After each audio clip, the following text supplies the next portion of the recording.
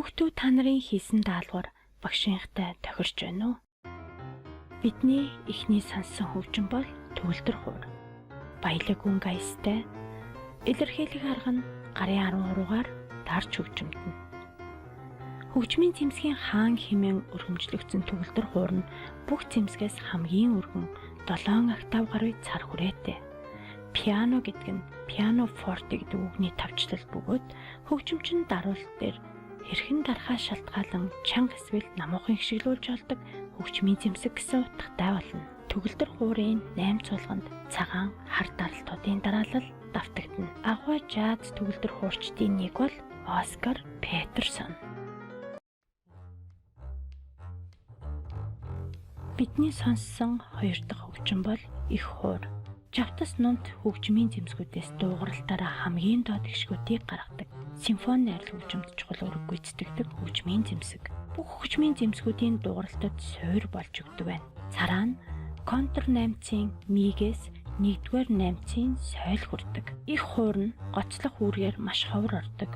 Голдуу суур гიშгийг хөнгөнүүлэх хэмнэлийг дэмжих үүрэг гүйцэтгэдэг. Илэрхийлэх арга нь нумаар бас утсыг татаж хөгжимдөнө.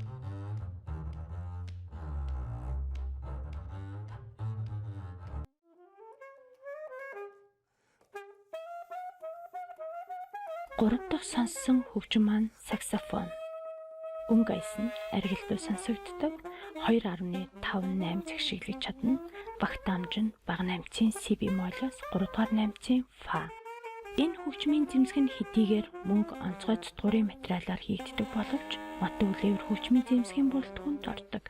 Дууралт болон хэлбэрийн хувьд кларнеттэй төстэй, ялангуяа бас кларнеттэй төстэй. Анхандаа саксофон нь цэргийн найрал хөгжимд хэрэглэгддэг байсан ба сүүлдээ симфони болон жаз найрал хөгжимд хэрэглэгдэх болжээ.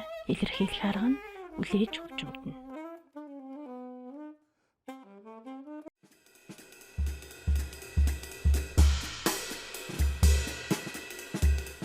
Дөрөв дэх сонссон хөгжим маань бөмбөрийн сет. Өнгө аяс нь хүчтэй, тод. Зарим бөмбөрийг нь хөглөдөг. Илэрхийлэх арга нь тусгай цохиураар цохиж хөгжимдөнө. Бүх хөгжмийн цэмсгүүд маш эртний гарал үүсэлтэй. Цохиур хөгжмийн цэмсгүүдийг бүр эртний бараг анхны хөгжмийн цэмсгүүд гэж хэлж болно. Айчмаар улам боловсронгуй болсоор төмөр шил, улсаар хөгжмийн цэмсэг хийх болж, арьсаар бүрэн дууралтанд ч улам хүчтэй тод болсоор байв. Ийхүү их шиг тэнгэрэг, бөмбөр зэрэг хөгжмийн цэмсгүүд бий болж, олон зууны туршид цохиур хөгжмийн цэмсгүүдийн бүрэлдэхүүн улам бүр баяжсаар орчин үеийн симфони найрал хөгжимд мөн жаз хөгжимд хамгийн баялаг төрөл болж чаджээ.